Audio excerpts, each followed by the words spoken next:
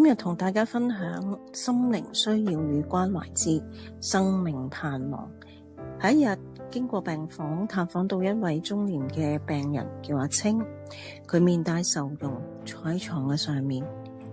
喺關心之下，知道阿青患有一種罕見嘅眼化症，喺初期全身會有麻痹嘅感覺，亦都會有時會痛同埋無力。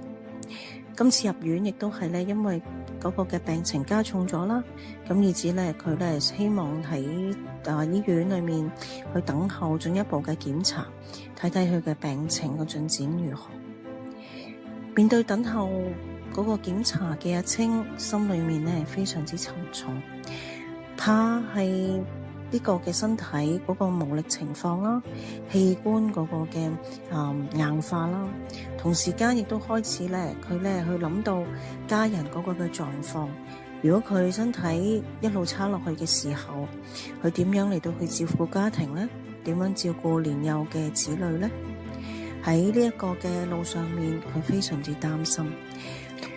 等咗幾日，報告終於出咗。醫生告知阿青病情咧，真係的確係加重咗，所以要繼續去觀察同埋咧研究點樣嚟到去用有效嘅方法去嚟到治療。阿青聽到呢個消息，心裏面非常之難過，面對治療同埋前路都好似冇晒希望。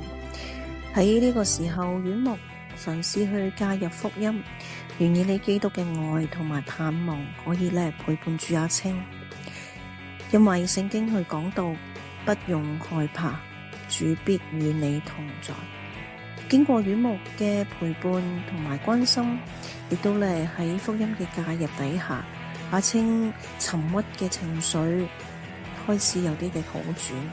佢亦都嘗試去祈禱，求神咧先開始咧嚟到去安定佢嗰個心情，然之後咧亦都係咧透過醫生同佢計劃點樣嚟到去醫治，佢亦都咧願意去到深入咁樣去了解同埋咧考慮嗰個嘅信仰。所以各位朋友，人生就如一場嘅漫長嘅馬拉松，過程中可能會遇到一啲嘅歡愉嘅事，亦都可能會經歷人生嘅低谷。但係無論如何，我哋要相信神係會與你同在，亦都陪伴你去走過。多謝大家。如果你哋大家都好希望嚟到去更加了解律敦治院牧嗰個嘅事工，可以咧 click 入邊一個 QR code，然之後咧嚟到去了解我哋更多。多謝各位。